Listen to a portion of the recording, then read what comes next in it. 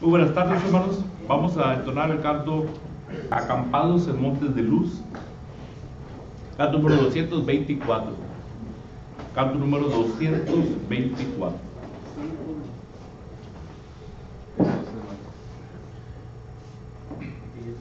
Dice nada más que al revés el nombre. ¿Sí? Muy bien. Acampados en montes de luz, cristianos a la lid.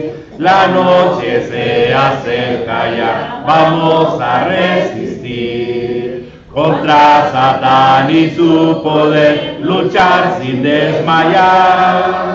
Fe es la victoria, yo sé que al mundo vencerá. Fe, la victoria es, fe, la victoria es, gloriosa victoria que al mundo vencerá.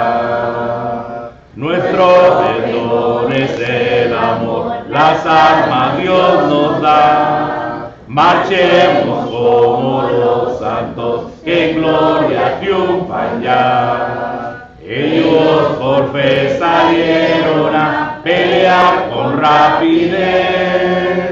La fe por cual vencieron ya, escudo nuestro es. Fe, la victoria es, fe, la victoria es, gloriosa victoria que al mundo vencerá. Todo aquel que vencerá, blanco se vestirá, ante los ángeles de Dios confesado será. Salgamos pues con fe y valor de estos montes de luz, venciendo huestes de maldad, en nombre de Jesús. Fe, la victoria es, fe, la victoria es, gloriosa victoria que al mundo vencerá. El enemigo fuerte, ¿quién le resistirá? Bendito Salvador Jesús, tu ayuda bastará. Con pasos firmes avanzar, Él por nosotros va. Fe es la victoria, yo sé que al mundo vencerá. Fe, la victoria es, fe, la victoria es, gloriosa victoria que al mundo vencerá. Amén.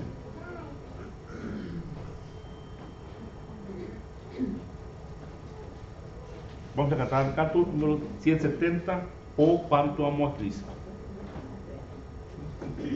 Es Cristo quien por mí murió, mis culpas por borrar. Cuán grande penas Él sufrió, cuán mi alma rescatar. Oh, cuánto amo a Cristo, oh, cuánto amo a Cristo, oh, cuánto amo a Cristo, porque Él antes me amó. Jesús su sangre derramó, mi Rey por mí murió, por mí porque Él me amó, mi iniquidad limpió. Oh, cuánto amo a Cristo, oh, cuánto amo a Cristo, oh, cuánto amo a Cristo, porque Él antes me amó. Oh, nunca puedo yo pagar la deuda de su amor.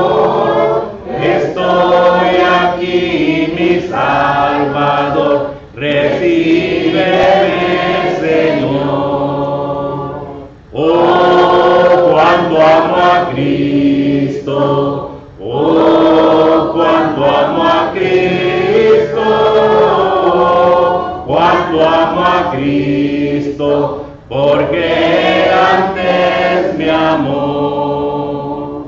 Vivir con Cristo es tener paz, con Él habitaré, pues suyo soy y hoy más de nadie temeré.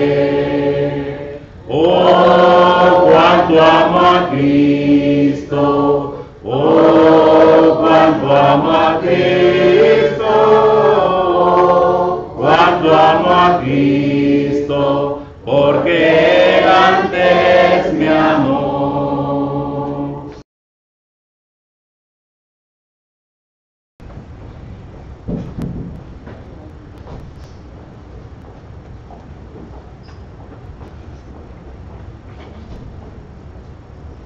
Queremos dar la bienvenida nuevamente a todos ustedes que nos están sintonizando por medio de Facebook hoy en esta ocasión, y después a todos aquellos que están considerando este estudio por medio de nuestro canal de YouTube. Estamos agradecidos porque usted nos está sintonizando, pero queremos invitarle para que venga y esté con nosotros personalmente.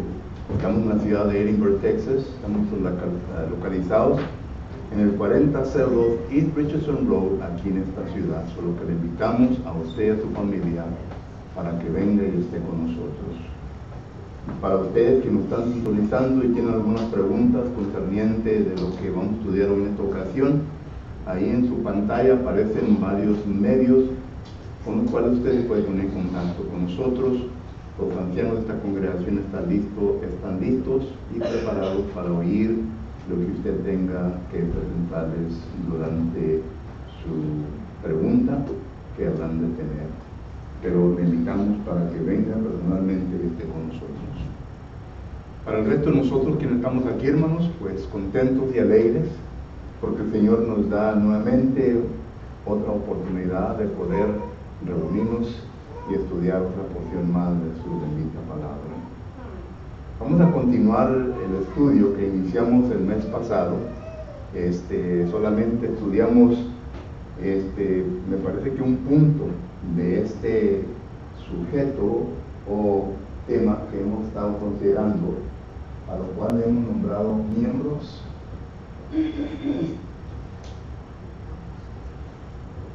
unos a otros. Y lo hemos tomado nosotros de lo que dice Romanos capítulo 12. Romanos capítulo 12, versículos 4 y 5. Considere pues lo que dice la palabra de Dios. Romanos capítulo 12, versículos 4 y 5. Dice así la palabra de Dios. El apóstol Pablo es quien está dirigiendo estas palabras a nuestra mente para que nosotros las podamos considerar y vengamos a formular el concepto que él quiere transmitir a través de estos versículos.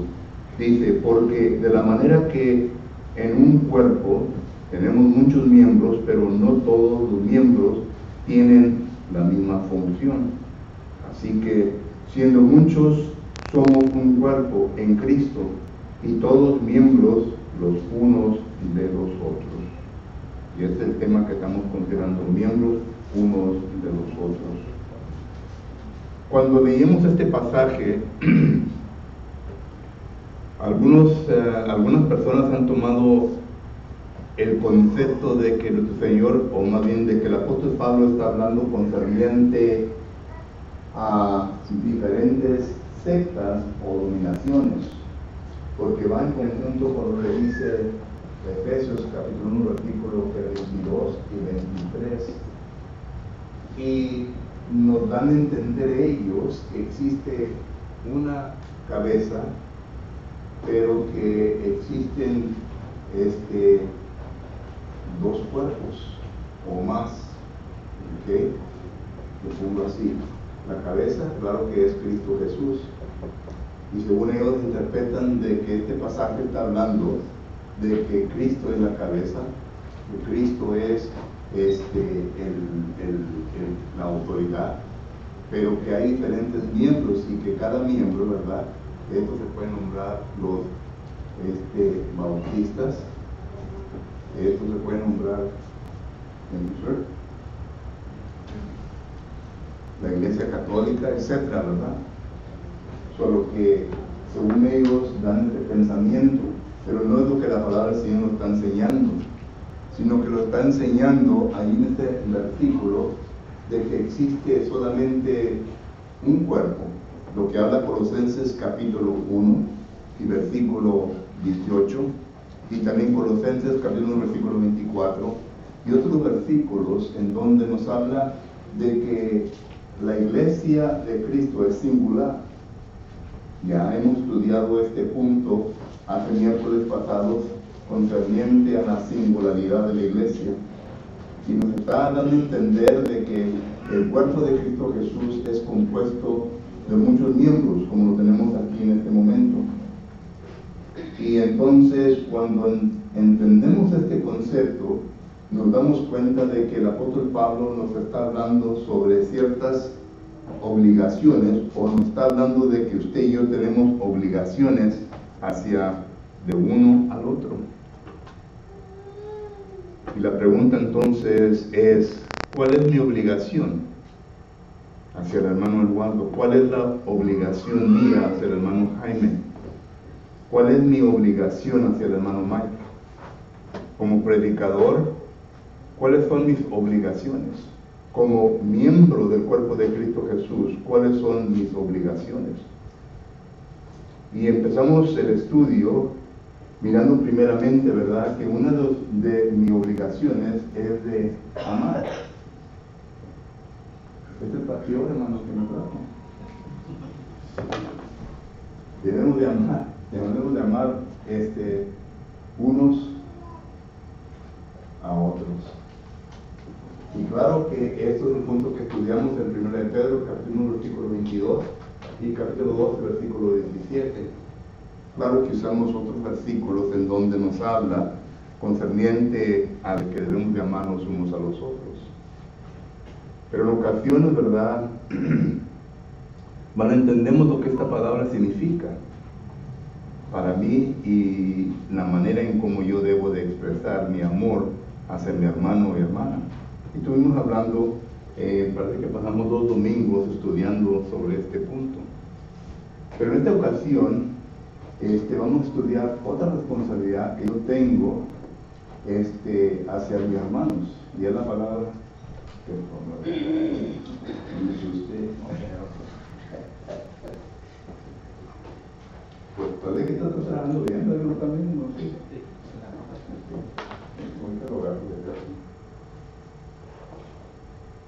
La segunda obligación que tengo, hermanos, que tengo yo, es de exhortar. Y esto es lo que dice Hebreos capítulo 3 y versículo 13.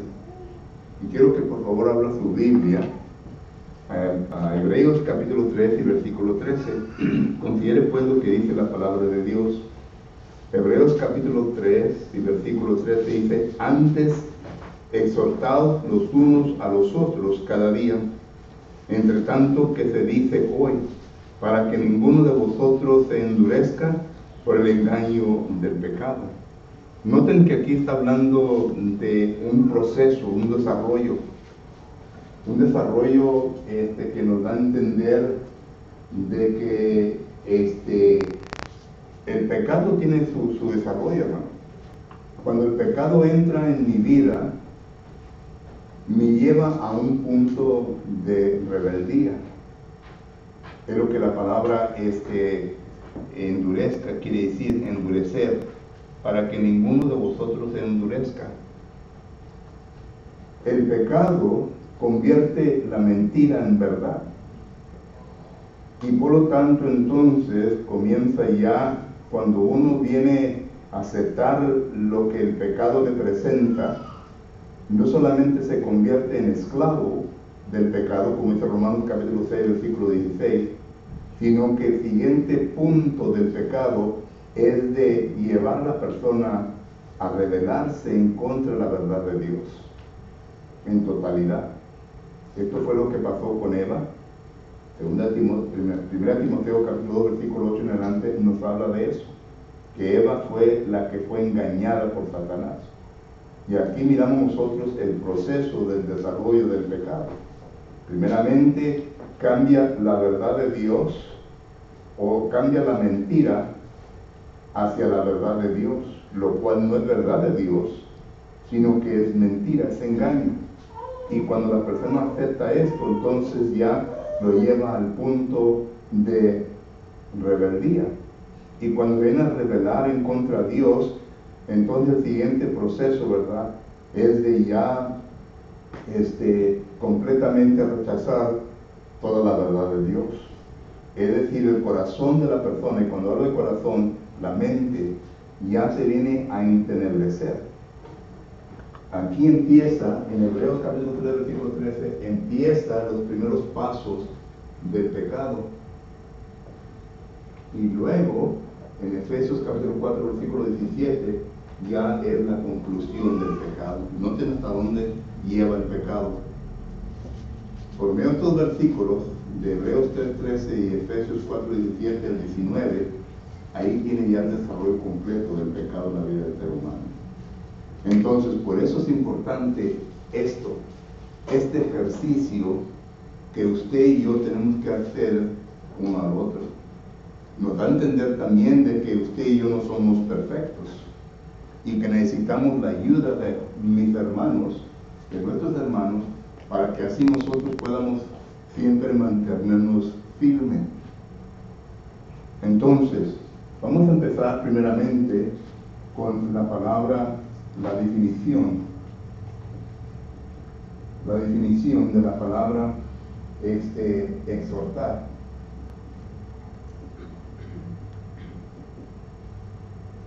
Según los lexicógrafos, esta es la palabra griega.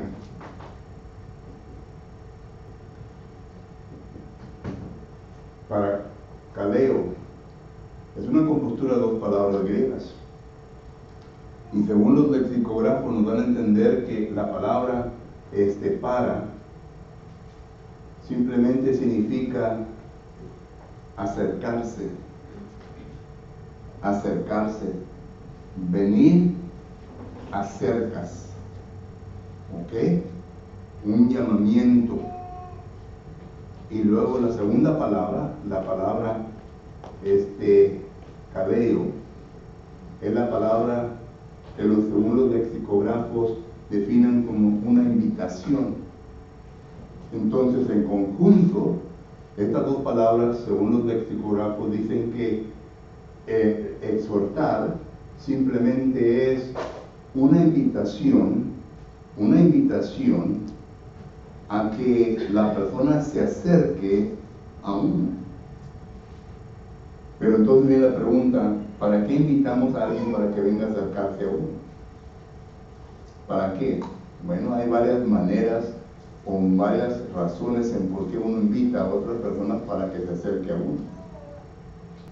En ocasiones usted y yo andamos deprimidos, no tenemos el entusiasmo, el gozo que debemos de tener como cristianos, y invitamos a hermanos y hermanas para que vengan a confortarnos con la palabra de Dios, para que nos vengan a animar, para que nos vengan a comunicar palabras de ánimo, de aliento, para que así nosotros podamos nuevamente recoger fuerza.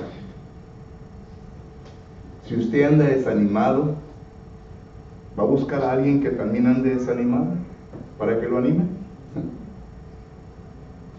¿Va a buscar acercamiento a una persona que está deprimida? ¿Va a buscar acercamiento a una persona que siempre anda quejándose de la vida y de lo que le está pasando en la vida? No, a lo menos yo no lo voy a hacer. Y si usted se va a acercar a una persona que está en esa condición, su situación va a ser peor, porque de tal boca de esa persona no va a salir palabras de ánimo, de aliento.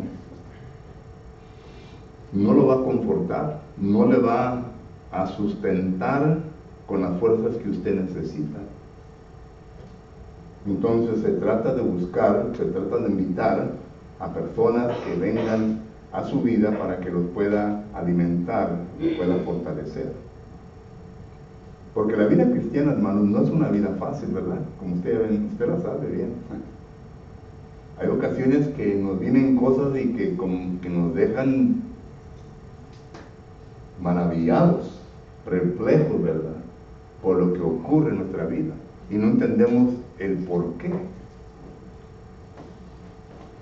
Y andamos en busca de contestación en por qué me pasa lo que me pasa. Y en ocasiones necesitamos a personas que nos vengan a explicar. La Biblia dice que los sufrimientos son buenos para nosotros, Santiago capítulo 1. ¿Entiende usted el por qué? ¿En por qué Dios permite que usted sufra en esta vida? El versículo 4 dice, para que seamos, ¿qué? Perfectos y ¿qué? Cabales. El sufrimiento nos perfecciona. El sufrimiento nos lleva a un punto de ser mejores en nuestra vida, pero muchos de nosotros no lo miramos de esa manera, sino que inmediatamente nos comenzamos a quejar en vez de regocijarnos, como dice el libro de Filipenses. El libro de Filipenses fue escrito por el apóstol Pablo. ¿Y dónde estaba el apóstol Pablo en ese tiempo? En la cárcel. ¿Y ustedes creen que el apóstol Pablo estaba pasando por un holiday? Estaba sufriendo. Y Filipenses capítulo 4, versículo 4 dice, regocijaos. Otra vez digo, ¿qué? Regocijaos. Y el apóstol Pablo dice que lo que le estaba sucediendo en la cárcel estaba siendo el resultado para la honra y gloria de ¿quién? Del Señor. Solo que miramos nosotros, ¿verdad?, que el apóstol Pablo es una prueba, un ejemplo para nosotros concerniente al sufrimiento. Y digo todo esto, ¿verdad?, para que entendamos la palabra exhortar. Estamos llamando a alguien que nos pueda ayudar. Porque muchas de las veces, cuando nosotros pasamos por situaciones en nuestra vida, siempre buscamos a personas que nos digan lo que nosotros queremos oír. ¿Que no es así? ¿A poco si usted está pasando por situaciones duras, difíciles de vida, va a llamar a una persona para que venga y le diga sus claridades? Pues más le va a doler, ¿verdad? Más le va a doler. La verdad, hermano, nunca es fácil. Nunca es fácil. Son saetas que traspasan nuestro ser espiritual. Pero es la verdad de Dios. Y la verdad de Dios es la cual nos habrá de sustentar, nos habrá de ayudar. Cuando Jesucristo está orando en el jardín Getsemaní, en el jardín, le ora al Padre, Mateo capítulo 26, y dice el versículo que 38 por ahí, dice que estaba angustiado, su alma estaba cansada. Me imagino yo, ¿verdad?, tener sobre sus hombros el entendimiento que él tenía que pasar por lo que ya sabía bien que era lo que estaba delante de él. Y la naturaleza humana de Jesucristo tuvo temor. Tuvo temor. Y el texto lo viene a comunicar. Y la oración al Padre lo viene también a comunicar. Padre, si es posible, pase de mí que esta copa, pero si no, que se cumpla su voluntad. Por lo que ese es un reflejo de nosotros mismos, hermanos. Nosotros estamos revestidos de carne y sangre. Pasamos por lo mismo.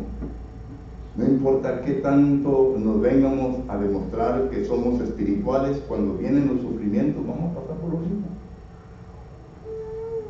Y necesitamos a personas que vengan a nosotros. Por eso es necesario, ¿verdad?, de que entre la iglesia, ya estudiamos esto también, existan hermanos espirituales, hermanos que tengan la fortaleza, la capacidad y la calidad que Dios quiere que se tenga para que puedan ayudar a aquellos los cuales están pasando por sufrimiento. diferentes niveles, ¿verdad?, de espiritualidad. Cuando uno llega al punto de una espiritualidad, va a necesitar a alguien que pueda estar un poquito más elevado que uno. No va a ir con un recién convertido, no va a ir con un niño en Cristo Jesús, mucho menos con los carnales, pero va a ir con los hermanos espirituales. Entonces, todo esto tiene sentido ya cuando miramos la palabra exhortar. Vamos a hacer la invitación a un hermano o hermana para que venga a ayudarnos. Entonces, ¿qué tipo de ayuda necesitamos? Aparte de que cuando estamos sufriendo. Bueno, vamos a ver lo que dice Hebreos, capítulo 10 y versículo 24. Note lo que dice Hebreos 10, 24. Hebreos 10, 24 dice la palabra de Dios lo siguiente: y considerémonos unos a otros para estimularnos al amor y a las buenas obras. Consideremos unos a otros para estimularnos al amor. Ya hablamos del amor. Pero ¿qué es las buenas obras, hermanos? ¿Saben ustedes que la iglesia de Cristo carece porque nosotros como miembros de Cristo Jesús, número uno, aún no hemos comprendido qué envuelve las buenas obras en las cuales Dios nos ha puesto? Y cuando digo Dios nos ha puesto, me estoy refiriendo a Efesios capítulo 2, versículo 10. Vosotros sois hechuras ¿de quién? De Dios. ¿Creadas en quién? En Cristo Jesús. Cuando habla la palabra Dios está refiriendo al Padre. Somos hechuras, le pertenecemos a Dios. Somos elegidos, dice la primera carta de Pedro, capítulo 1, versículo que es 2. Somos elegidos. Pero gracias a Cristo, que pagó el precio en la cruz y derramó su sangre, gracias a su sangre, que su sangre nos ha rociado, nos ha quitado el pecado, y ahora ya hemos sido comprados con precio. Pero tiene un propósito. ¿Para qué? Para envolvernos en las buenas obras. Y regresamos al punto que estamos considerando. Debemos estimularnos para las buenas obras. Y nosotros, como miembros del cuerpo de Cristo Jesús, como que no hemos llegado a entender esto. Dios no nos ha llamado para que vengamos a pasarla bien aquí en este mundo, sino que para que vengamos a trabajar. ¿Qué dice Jesucristo en Juan capítulo 9? El Padre al principio, ¿qué? A trabajar. Y yo hasta ahorita trabajo antes de que llegue, ¿qué? La noche.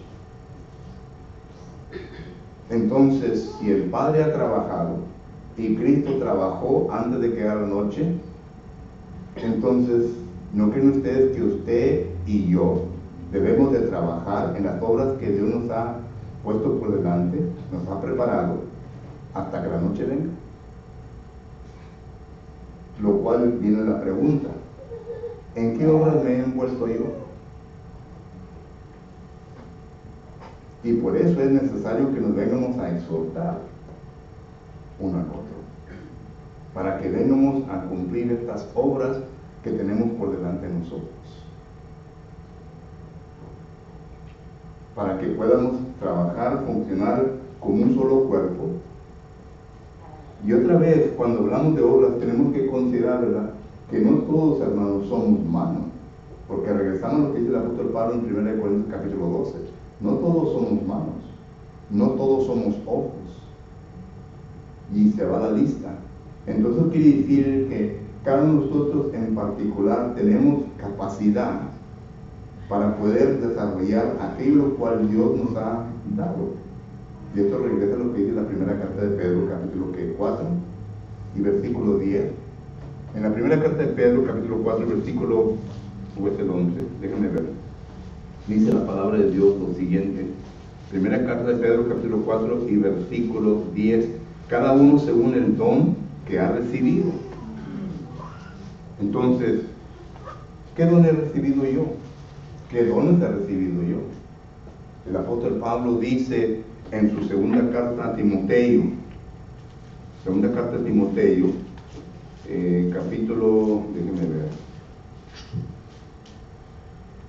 segunda carta de Timoteo, capítulo 1, versículo, bueno, no es segunda, es primera. Primera carta de Timoteo, capítulo 2 y versículo 7. Note lo que el apóstol Pablo dice aquí. Para esto yo fui constituido, y otra vez un estudio de la palabra constituido, predicador, un don, apóstol, otro don, y maestro de los gentiles, otro don. Son 3 dones que el apóstol Pablo entiende que Dios le ha dado a él. 3 dones: predicador, apóstol y maestro. Y cada función tiene su diferente responsabilidad. Entonces, vuelvo a repetir, ¿qué don o dones le ha dado Dios a usted? Y cuando usted no usa esos dones, no los desarrolla, entonces necesitamos a alguien que venga y nos exhorte para que los podamos usar, para el beneficio de la iglesia, de la congregación. Es la manera en cómo la iglesia va a crecer. La iglesia se viene a nutrir de sus dones, hermanos. El don mío, yo lo conozco, ¿verdad? Es de nutrir a la iglesia con palabras sanas. Y es lo que dice 1 Timoteo capítulo 4 y versículo 6. En 1 Timoteo capítulo 4 versículo 6 dice: si esto enseñas a los hermanos, serás un buen ministro de Jesucristo. Me está hablando a mí. Un buen ministro de Jesucristo, nutrido con las palabras de la fe y de la buena doctrina que has seguido. Entonces, esas buenas palabras de la fe y la doctrina es la cual se usa, yo uso, ¿verdad? De acuerdo a la palabra del Señor, para poder nutrir también a la iglesia. Porque esta responsabilidad, según Timoteo capítulo 2 y versículo 2, dice: lo que has oído de mí ante muchos testigos, esto encarga a hombres fieles que sean idóneos para enseñar también a otros. Me está hablando a mí, como predicador. Si tú has sido nutrido en palabras de la fe, si tú has sido nutrido en palabras de la sana doctrina, entonces eso también enseña a otros. Como ministro, ese es mi don y esa es mi responsabilidad. Por lo tanto, cuando ustedes tienen una necesidad en su vida, ¿verdad? ¿A quién le hablan? Usualmente al predicador, que no es así, o al anciano. Esto es lo que se está refiriendo aquí, exhortarnos unos a otros. Y la manera que trabaja todo esto es que el don mío se usa para estimular a ustedes a las buenas obras. Y esperamos que la enseñanza o la exhortación no caiga en oídos, ¿verdad?, que no van a producir ningún fruto. Pero usted como individuo, ¿verdad?, tiene don. ¿Cuál es su don? ¿Se ha puesto a pensar a cuál es el don o dones que usted tiene? Hay hermanos que dirigen cantos, hay hermanos que se paran aquí enfrente a enseñar, hacen muchas cosas. Entonces debemos de exhortarnos para estimular a las buenas obras. Y las buenas obras de cada uno de nosotros, hermanos, son las que va a aumentar ánimo en la congregación y crecimiento en la congregación. Pero también miramos nosotros, ¿verdad? Bueno, hay muchas obras, y claro, ¿verdad?, el tiempo no nos queda para hablar todo, pero estoy hablando generalmente para que nos entendamos. Las mujeres no pueden predicar públicamente, de acuerdo a 1 Timoteo capítulo 2, pero tienen sus responsabilidades, así como la tuvo la mamá de Timoteo. 2 Timoteo capítulo 1 versículo 7, el apóstol Pablo le dice a Timoteo: acuérdate de lo que te enseñaron desde tu niñez. 2 Timoteo capítulo 3. ¿Y quién le enseñó? No fue su padre, porque su padre era un griego, según Hechos capítulo 16. Fue la madre y abuela de Timoteo, solo que la mujer tuvo gran parte ahí. Otra vez, en 1 Timoteo capítulo 2 versículo 15, la mujer tiene la responsabilidad de enseñar a los niños.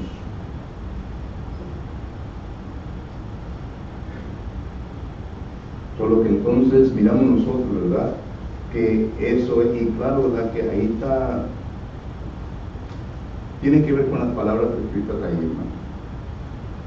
Pero también la mujer, ¿verdad? Tiene sus obras que Dios le ha dado para que cumpla conforme a lo que dice Tito, capítulo 2, y versículos 4 y 5. Solo que la mujer es importante en la iglesia. No solamente en lo que se enseña en estos versículos, sino también para estimular a su propio esposo. Así como se le hizo en Hechos capítulo 18 con aquella pareja que trabajaban juntos. Y noten, le enseñaron a un predicador elocuente, lo corrigieron a un predicador elocuente, y fue la pareja, esposo y esposa. Se animaban uno al otro. Solo que hay muchas cosas que la mujer puede hacer. No estoy hablando de que la mujer no tiene importancia en la iglesia, la mujer tiene importancia en la iglesia. Y tiene que utilizar esos dones que Dios le da, pero no pasar de esos límites. Solo que hay varias cosas que nosotros tenemos que entender y tenemos que exhortarnos unos a los otros. Por eso en ocasiones los ancianos se paran aquí, ¿verdad?, para enseñar, amonestarnos a nosotros como congregación, para que nos pongamos a trabajar, para que vengamos a cumplir nuestro propósito como cristianos. Hay algunos que tienen buenos dones para evangelizar. Hay otros que tienen buenos dones para hacer otras cosas. Pero la cosa es de que debemos estimularnos. Solo que entonces, como miembros, necesitamos que exhortarnos unos a los otros para que así podamos cumplir no solamente con el amor, sino también con las buenas obras. Pero también debemos de exhortarnos uno a otro, ¿verdad?, al crecimiento espiritual. Hay entre nosotros personas que tienen más conocimiento bíblico que otros, y la responsabilidad cae en enseñar a nuestros miembros débiles. Por ejemplo, en Romanos capítulo 14 y versículo 1 dice la palabra de Dios lo siguiente. Romanos capítulo 14 y versículo 1: recibir al débil en la fe, pero no para contender sobre opiniones, sino que para enseñar, no para venir a argumentar con el débil. El versículo 1 del capítulo 15 dice: así que los que somos fuertes debemos soportar la flaqueza de los débiles y no agradarnos a nosotros mismos, sino que cada uno de nosotros agrade a su prójimo en lo que es bueno para edificación. Que tantas veces hemos escuchado, hemos visto de hermanos, parejas que van y enseñan a las parejas débiles. Y cuando me refiero al débil, ¿verdad?, por ejemplo, un recién convertido, un nacido en Cristo Jesús, necesita mucha instrucción. No solamente la que se da aquí en la clase bíblica, y muchas de las veces los recién convertidos en una clase bíblica, hermanos, están perdidos, porque es muy difícil de tratar de suplir la necesidad mental de la congregación, porque en la congregación hay diferentes categorías de membresía, como ya hemos visto. Un recién convertido tiene que ser empezado desde la base, de los rudimentos de abajo. Pero que entonces nosotros, quienes tenemos más conocimiento, hemos ido a enseñar a los débiles en la fe. El Señor no nos está pidiendo que se acabo queremos, tenemos que ir a enseñar. Tenemos que ir a enseñar. Y así es como se crece y se fortalece la iglesia entre nosotros. Solo que otra vez la palabra exhortar quiere decir ser invitados, o un llamamiento, invitar a alguien para que venga cerca de nosotros. Pero estamos contestando la pregunta: ¿para qué? Para que yo sea estimulado a buenas obras. Porque yo quiero trabajar para el Señor, quiero mantener este entusiasmo, quiero mantener esta alegría en mi vida cristiana continuamente. No nomás cuando esté aquí reunido con la iglesia, sino que continuamente. Pero también Yo como cristiano quiero llamar a otro cristiano para que venga y me enseñe, me venga a capacitar de una manera que yo venga a recoger fuerzas y mi hombre interior venga a sostenerse por sí mismo, para que ya lo pueda dejar y caminar por sí mismo. Yo como cristiano debo de enseñar a mi hermano o hermana, ¿verdad?, conforme a mi responsabilidad que tengo, sea hombre o sea mujer. Y hay muchas necesidades que la iglesia tiene. Preguntas o comentarios hasta este momento. Sí, bueno, ahí en 2 Timoteo 2:24 dice: porque el siervo del Señor no debe ser contencioso, sino amable para con todos, apto para enseñar, sufrir, que por mansedumbre corrija a los que se ponen, y por si quizás Dios agrade. Ese es otro don que algunos hermanos y hermanas tienen, hermano. Hay algunos que pueden corregir bien y hay otros que no tienen ese don. Mejor apártalo, ¿verdad? Porque en vez de ir a estimular, van a causar más problemas. Uno tiene que saber, miren lo que dice Gálatas capítulo 6 y versículo 1. En Gálatas capítulo 6 y versículo 1 dice la palabra del Señor de la siguiente manera. Gálatas 6:1, para probar el concepto que quiero transmitir. Gálatas 6:1, hermanos, si alguno fuere sorprendido en alguna falta, vosotros que sois espirituales, restauradle con espíritu de mansedumbre, considerándote a ti mismo, no sea que tú también seas tentado. Y la pregunta es, ¿por qué el apóstol Pablo nos está diciendo que un hermano o hermana espiritual es quien debe de tratar con una persona que ha pecado? Y aún así el apóstol Pablo está diciendo, no que seas perfecto, porque te tienes que considerar tú mismo. Pero ¿por qué el apóstol Pablo menciona a los espirituales? ¿Por qué no menciona a los carnales? ¿Por qué no menciona al recién convertido, al niño en Cristo Jesús, sino que menciona a los espirituales? Porque ellos tienen ya el carácter, ellos tienen ya la templanza en sí mismos, ¿verdad?, en cómo tratar con asuntos dificultosos. Cuando uno trata con pecado, hermano, recuerden que el pecado, si acaso uno tiene cuidado, ¿verdad?, el engaño del pecado los endurece. Estamos tratando con una persona que está endurecida en su mente, que es rebelde a la verdad de Dios. Y uno tiene que tener táctica y tiene que tener experiencia en cómo tratar con tales personas. Porque hay hermanos que están tratando con personas así, la persona está sincera, lo que están contestando, lo están contestando con una sinceridad, porque quieren buscar solución a su problema. Y hay hermanos que se llegan a fastidiar por esto. ¿Te quieres condenar? Condénate. Ya no voy a tratar contigo. Pues, ¿qué forma de tratar a una persona así? Uno tiene que entender la situación en la cual se encuentra y tiene que ayudarle. Muchas veces no una sola sesión va a solucionar el problema. Hay varias sesiones que se tienen que llevar a cabo, porque está tratando con lo interior de la persona, con sus pensamientos, con sus conceptos. El apóstol Pablo dice que uno trate con tales personas y llevar los pensamientos de ellos a cautividad. ¿Recuerdan? 1 Corintios capítulo 10, versículos 4 y 5, a Cristo Jesús. Y se lleva tiempo. En algunas personas se lleva tiempo. Algo que se llevó años para llegar, ¿verdad? No pensemos que en una noche o un estudio lo vamos a aclarar. Y muchas veces, ¿verdad?, cuando hagamos estudios, en ocasiones nosotros no saben lo que estamos enseñando, porque no lo hemos masticado. Ya hablamos de esto.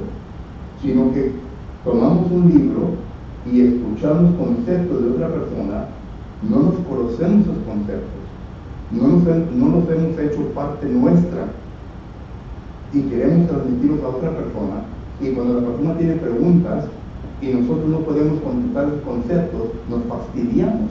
Llegamos al punto de que tú no quieres aprender, tú no quieres, oye, pues si tú no lo estás explicando bien. Entonces, ¿cómo podemos llegar a ese punto de que otros no entiendan? Pero que se lleva tiempo, aún conceptos en la palabra del Señor. Sabemos que ahí está el versículo, lo hemos leído por años, pero no entendemos la profundidad de este versículo, en cómo lo podemos desmenuzar para que la persona lo pueda entender y lo pueda masticar correctamente. Solo que hay muchas cosas que uno tiene que entender concerniente a esto. Por eso, vuelvo a repetir, los espirituales. Y muchas veces le pregunto yo a hermanos, ¿usted es un espiritual? Pues yo no me considero un espiritual. Pero cuando se llevan de cuestiones serias en la iglesia, ¿verdad? Son los primeros que quieren dar su opinión. Bueno, pues si no te considero espiritual, ¿para qué dan tu opinión? ¿Que no es así? Dice 2 Corintios 2:14, ¿verdad? Pero el hombre natural no percibe las cosas que son del Espíritu de Dios, porque para él son locura y no las sabe entender, porque son discernidos espiritualmente. Así es. Solo que uno tiene entonces que, por eso, hermano, todo esto es importante, porque recuerde, yo necesito la ayuda de ustedes como ustedes necesitan la ayuda mía. No somos una isla, no funcionamos individualmente, somos un cuerpo y tenemos que ayudarnos unos a los otros. Tenemos que amarnos y tenemos que exhortarnos, tenemos que ayudarnos con lo que necesitamos para que así seamos fuertes y para que la fuerza, ¿verdad?, venga siempre sostenerse y que Satanás no pueda entrar en esto. Porque donde hay debilidad, Satanás va a atacar lo débil. Pedro dice en 1 Pedro capítulo 3 que la mujer es el ¿qué? ¿Varones? El vaso frágil. Y si sabe usted bien, hermano, si lo contestó una hermana, no un varón. Y si usted sabe bien que es el vaso frágil, entonces ¿a quién va a proteger? Sabemos. Solo que entonces ahí está, porque Satanás va a entrar por el lugar en donde está la debilidad. Y por eso es necesario todo esto. Muy bien, el tiempo ya se ha terminado. Resta pues dar una invitación hoy en esta ocasión para todos aquellos quienes aún todavía no han aceptado a Cristo Jesús. Queremos invitarle para que considere su situación delante de Dios. El propósito nuestro no es de pucharle, no es de forzarle y no es de decirle tienes que hacerlo, simplemente de avisarle la importancia que está delante de usted en que cumpla lo que la palabra del Señor nos enseña. Es todo. Ahora, usted tiene su libre albedrío, puede hacer su propia decisión, pero mi responsabilidad es de enseñarle a usted de que si acaso rechaza a Cristo Jesús, entonces Cristo Jesús lo va a rechazar a usted. Punto. Sencillo. No todo aquel que me dice Señor, Señor, entrará en el reino de los cielos, sino el que hace la voluntad de mi Padre. Y Cristo vino a enseñar la voluntad de su Padre. Juan capítulo 7. Lo que yo vengo a enseñar no son mis propias palabras, sino de aquel que me ha enviado, el cual es el Padre. Y entonces es todo lo que vino a hacer Cristo. Pero vuelvo a repetir, la decisión es de usted. Y esperamos que la considere, y cuando esté listo o lista, estamos listos para ayudarle en esta decisión. Si en esta noche la decisión ya se ha hecho y está listo o lista, estamos nosotros preparados para ayudarle.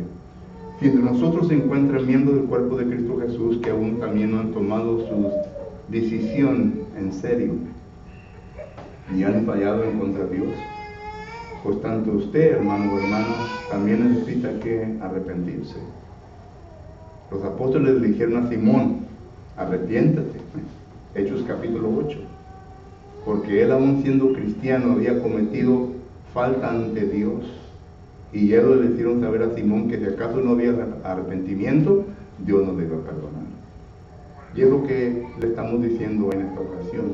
Si acaso usted ha cometido falta ante Dios y no hay arrepentimiento, no espere el perdón de Dios. Tiene que arrepentirse. Cualquier que sea su situación, le invitamos, nos ponemos de pie y tomamos un canto de invitación. Después de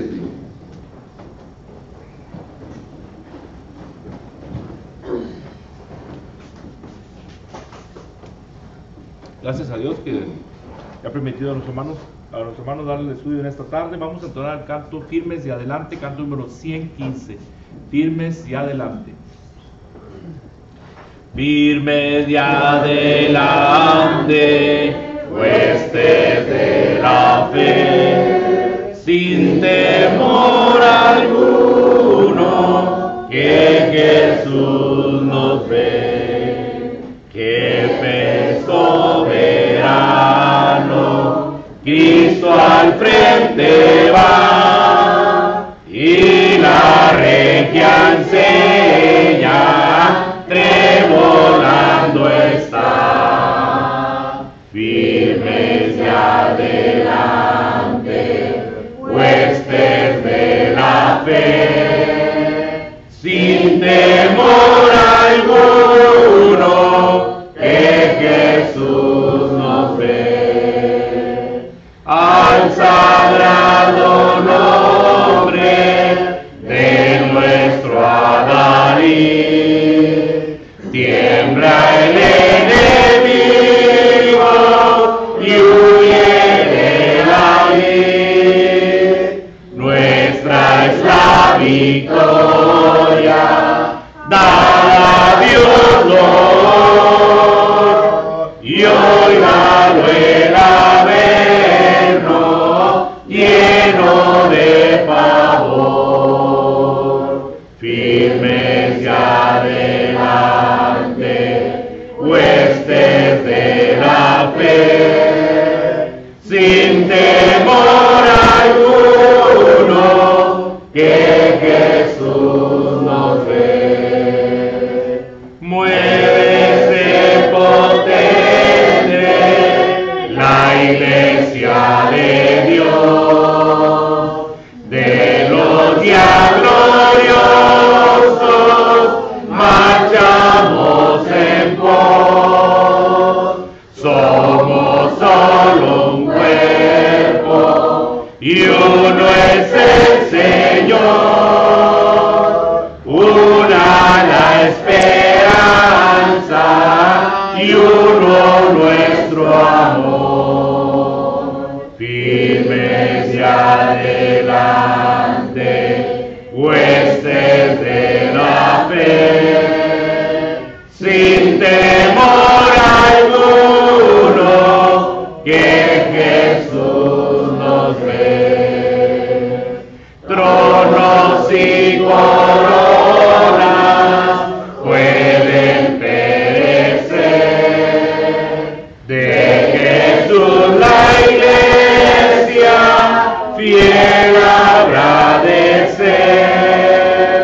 Nada en contra suya prevalecerá, porque la promesa nunca faltará. Firmes y adelante, huestes de la fe,